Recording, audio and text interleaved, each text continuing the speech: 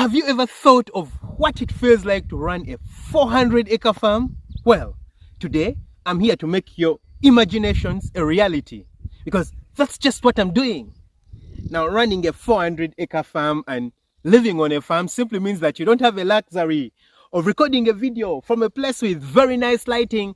So it's super bright, guys. It's coming to midday.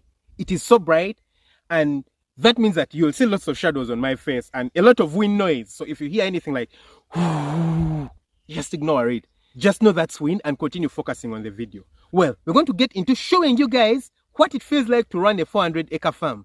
But what you need to know before you get into it is that it's so freaking tiring, but it's super satisfying.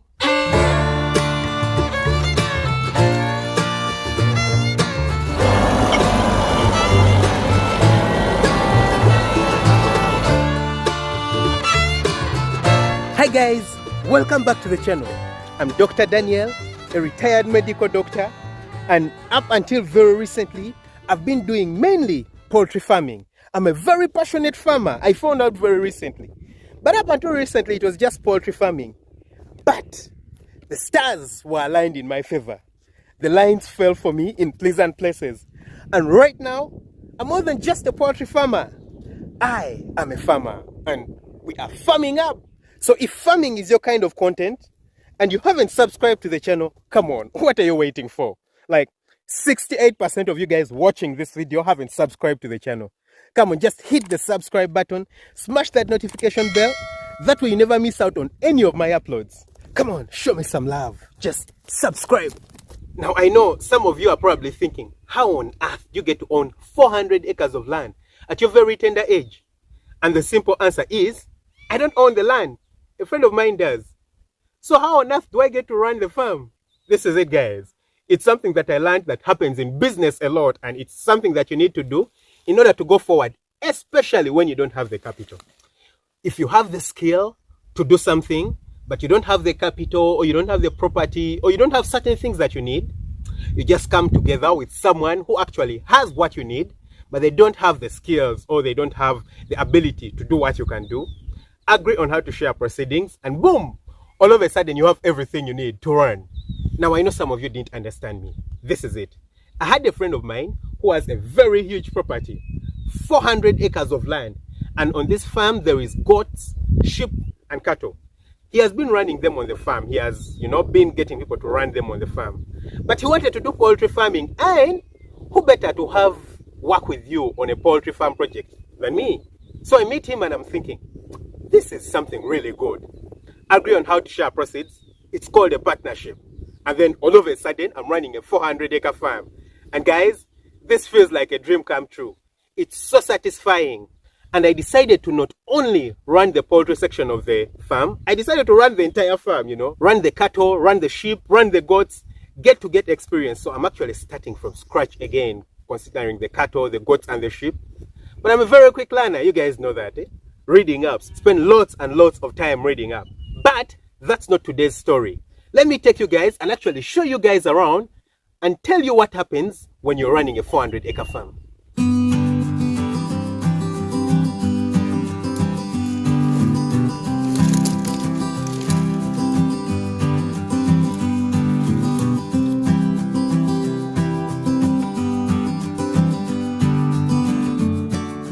So in here we have shrubs, lots and lots of shrubs.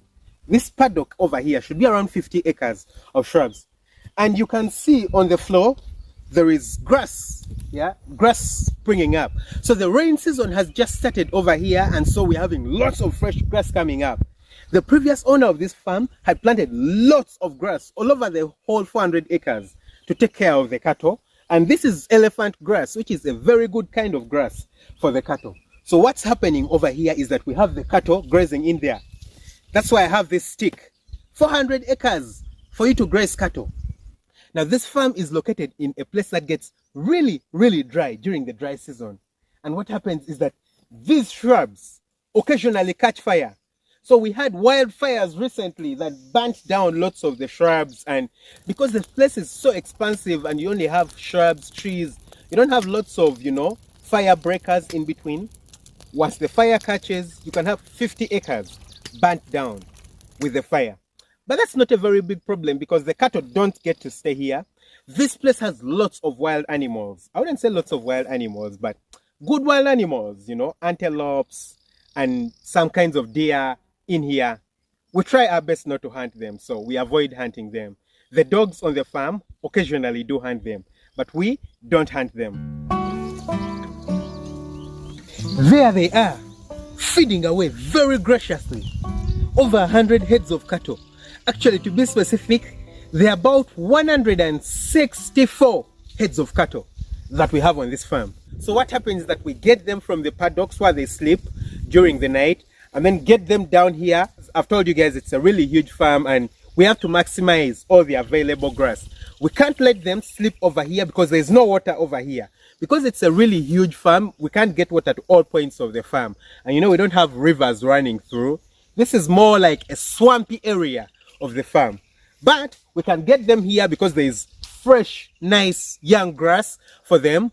And then after that, in the afternoon, you know, we can take them back, they drink water, and then probably bring them back here or have them graze on the upper paddocks, where we also have some grass, probably not as much as we have here. So these are dairy cattle, and they're not the typical Frisians. They are a mixed breed, you know, between the local breeds that we have here in Uganda and the Frisians. And the purpose for that is because, you know, having the complete Frisians over here, we would just never handle them on such a kind of system. You'd have to zero graze them, and it's not something that I'm super comfortable with. I could probably compromise on it, but if you have the space to feed the 100 cattle on a free range system like this, you know, let them move around and graze, why not do it? And of course, it's impossible for a single person to handle and manage all this kind of work. So occasionally I come in to help. We have 3 herdsmen on the farm, hoping to get a few more, but 3 herdsmen on the farm to help do this work. And occasionally I come down to help out, you know, assist just like I'm doing today. And it's very beautiful work. I didn't know I loved cattle this much, guys. Cattle are so graceful, very graceful feeders, especially the ones that are not indigenous. You know, the indigenous cattle that we have are really, really, really brutal and can be very notorious and, you know, wild. But these are so gracious and nice. I'm loving what I'm doing. Then guys, here we're trying to cultivate maize. The goal is 200 acres of maize. You guys can see the land that has been cultivated. So we've been using some tractors to try to cultivate the land to grow 200 acres of maize, because with a project as large as the poultry farm and the poultry project that we want to run, you don't want to be buying chicken feed, at least for the maize, because it would be too expensive. So if you have all this land, why not use it for growing maize? Very wise idea. That way you bring your costs down. So this land before had lots of elephant grass, and I know you can see in the background there is grass, and then over there we do have the shrubs, and these are the shrubs where the cattle feed from, or where the cattle are actually feeding right now. But what we did is that we tried to reduce on the shrubs. We only left the trees. You know, the shrubs are just full of thorns and not very helpful. So we just tried to reduce on the shrubs. Then we cultivated the land, and currently we are planting maize, guys. It might be that we are quite late because the rains have started, and with 200 acres of land to plant, that can't be easy. That cannot be easy at all. So with the rains having started, probably we could make only 100 acres or even 50 acres, whatever we choose to make, whatever we actually manage to make with the rains that have started will suffice, because we want to maximize all the land that's available to plant as much as we can. That way we bring the cost of the feeds down, and that way you will have higher profit margins. Yay! Then of course there is the poultry house, the poultry unit, which is the main reason I'm actually here. You guys know that without chickens, I'm not Dr. Daniel. So the work has already started. You see, we have some material here. The work is probably not moving as quickly as we would love to, but it will get there. We shall get there. So over here we have a chicken house that we've already started constructing. I know you can see the iron rods for constructing the pillars. You know, we've already put them into the ground. Not the entire length of the building. It's going to be quite a long building, around 80 meters in length. So it's quite a big building that we are putting up. But yeah, this is it. So we're going to have lots and lots and lots of chicken, starting out with a hatchery. So we shall have parent stock in here. Hopefully over the next few months we should have birds already in here. You guys do remember that in the previous video that I made about starting a hatchery, I'll actually leave it in the link right here. I told you guys that we're going to cut down some trees over here, and woo, that was a bad idea. So after reading all you guys' comments, we decided to keep most of the trees. There was one we just couldn't save, you know, otherwise the house would be Z-shaped or something like that. But we kept most of the trees. I can see the mango trees and everything. So we shall be building the houses in between the trees and trying to maintain the spacing. And yes, besides the very big commercial poultry unit, we are also, well, we already have local chickens on the farm. Quite a number. The adult ones are only around 15, but we have over 70 chicks on the farm, and they're housed in a little tiny building that I've actually shared on the channel before. I'll leave a link to that video right here. But we have them, and we are building a small enclosure in order to be able to separate them and make sure that they don't move around, because you guys understand that biosecurity is very important if you have a poultry farm. Super important. So because of that, we're going to enclose the local chickens in an area separate. You know, probably the area is probably between 1 and 2 acres. I'm not really certain of the size. I can't estimate it very well because it has a weird shape. But we are fencing the place off, and then we shall put all our local chickens in there, and probably a few guinea fowls. You guys, I love guinea fowls and ducks in there. So that's what you're going to be putting in there, and the geese on the farm. So that's what you're going to be putting in there in order to grow our poultry capacity on the farm. But the poultry unit is actually the single most exciting thing for me on the farm. And then guys, what is a farm without a vegetable unit? So as you can clearly see, we have lots of vegetables on the farm for consumption on the farm, because if you have such a huge farm, it doesn't make sense for you to go and buy everything that you need. And vegetables are like the best thing that you can have. So over here we have tomatoes that have been planted. We have these which were planted a little bit later on. Over there, I don't know if you guys can see, we have those ones which were planted a bit earlier on, and they already have sticks, you know, as stalks to support the plant as it grows up, because they are climbing plants. You know, tomatoes are climbing plants. You don't want them to fall down. Then there is lots of other vegetables. You know, we have kale over here, we have okra, we have eggplants, you know, different kinds of eggplants, and then very many other kinds of vegetables, you know, that are being grown on the farm for consumption right on the farm. Isn't this living the dream? Oh my God, living the dream. And then, if you have so much free space, the easiest thing you can keep is goats and sheep. I don't know if you guys can see the kids in the background, just over there. Those are little kids for the goats that we have, and then we also have the lambs. We have a few lambs that are moving around. Now I'm seated in the goat shed, and the goats are not here because they have been taken out to graze. Goats are so easy to keep, guys. So easy. If you have land and you have space and you're not utilizing it, just get goats and sheep. Keep them in there. You literally just keep them in, you know, until midday, then take them out, graze them. You just need to walk around with them. They eat almost anything that's green. Almost anything that's green will be edible. And then in the evening, probably at around 5, you get them back in. You just need to make sure there is water and grass for them.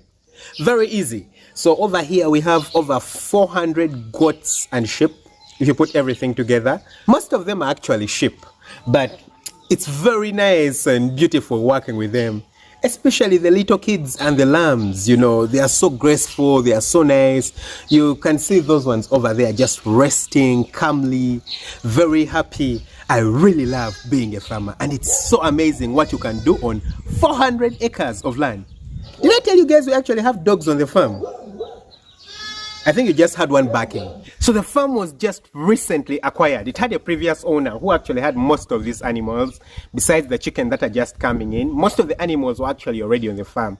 So it's not a very new acquisition, probably, you know, a few months old. And what that means is that there's a lot of stuff that's being changed. Lots and lots of stuff. And I'm aiming to put my very good thumbprint on this farm. Do the very best. You guys know me. Whatever I do, try to do it as well as I can. So the idea is to get this farm to be the very best that there is in the country. So currently there is lots of changes happening, lots of construction, lots of building, lots of ideas coming up and things being changed over here and there.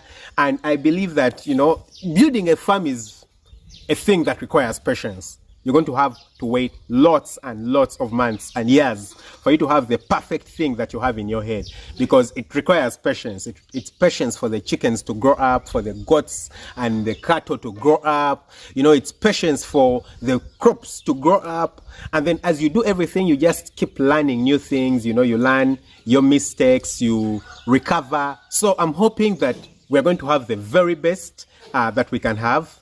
And as we build this farm up, I'm going to be sharing everything with you guys on the channel. I mean, everything with you guys on the channel. Thanks for watching. Lots of love. Catch you next time with another video.